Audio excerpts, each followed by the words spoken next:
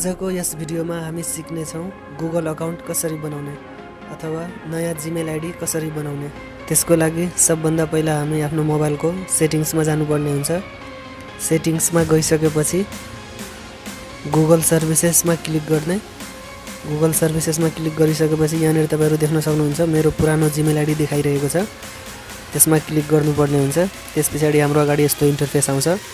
यहाँनिर add another account choose गर्ने। Add another account गरिसकेपछि एकछिन पेज खुल्नलाई लोड लिन्छ। त्यसपछि यहाँनिर भेरिफाई भन्छ। यहाँनिर हामी आफ्नो मोबाइलको स्क्रिन लकमा जुन लक लगाएर राखेको हुन्छौं त्यो लक यहाँनिर हामीले राख्नुपर्ने हुन्छ। त्यो राखिसकेपछि कन्टिन्यू गर्ने।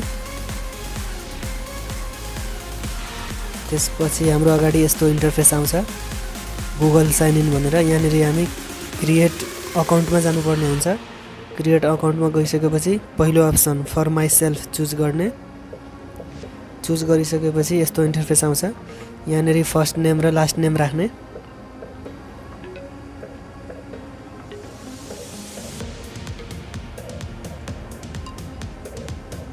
फर्स्ट नेम र लास्ट नेम राखिसकेपछि नेक्स्ट गर्ने।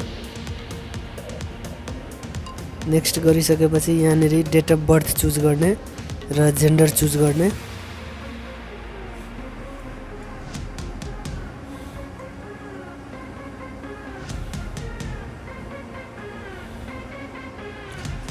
डेट अफ बर्थ र जेन्डर चुज गरिसकेपछि नेक्स्ट गर्ने। नेक्स्ट गरिसकेपछि यहाँनिर कुन जीमेल आइडी राख्ने हो यहाँनिर यसले अप्सन देखाउँछ। त्यो अप्सनमा चुज गर्ने। कुनै एउटा चुज गर्ने। यहाँनिर तपाईहरु देख्न सक्नुहुन्छ यसले अप्सन दुईटा अप्सन देखाइरहेको छ। दुईटामा कुनै एउटा चुज गरे नि भयो। नत्र भने हामी आफ्नो जीमेल आइडी आफै कुनै नयाँ राख्न चाहन्छौं भने सबभन्दा लास्टमा create your own Gmail address भनेको छ। यसमा क्लिक गर्ने। अहिले म गुगलले सजेस्ट गरेको त्यही राख्न गइरहेको छु। जस्तो मैले यो चुज गरे। त्यसपछि नेक्स्ट गर्ने।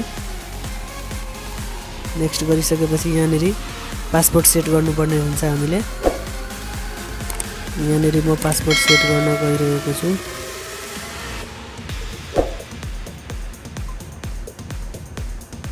पासपोर्ट राखिसकेपछि नेक्स्ट गर्ने।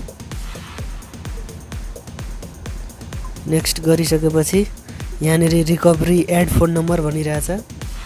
रिकभरी फोन नम्बर हामी राख्न सक्छौं रिकभरीको लागि। यदि हामी रिकभरीमा फोन नम्बर अथवा केही पनि राख्न चाहदैनौं भने यहाँनिर स्किप गर्दिने। स्किप गरिसकेपछि हाम्रो अगाडि यस्तो इन्टरफेस आउँछ। तपाईहरु देख्न सक्नुहुन्छ भर्खरै मैले बनाएको यो जीमेल आइडी देखाइरहेको छ।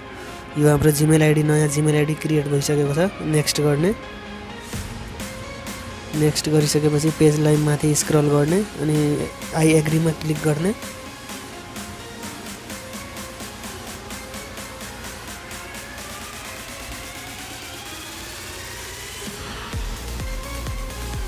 आई एग्रीमा क्लिक गरिसकेपछि यहाँनिर फ्रेन्ड्स तपाईहरु देख्न सक्नुहुन्छ भर्खरै बनाएको जीमेल आइडी सो गरिरहेको छ माथि। यसरी हामी आफ्नो मोबाइल फोनमा नयाँ जीमेल आइडी अथवा गुगल आइडी सजिलै बनाउन सक्छौं।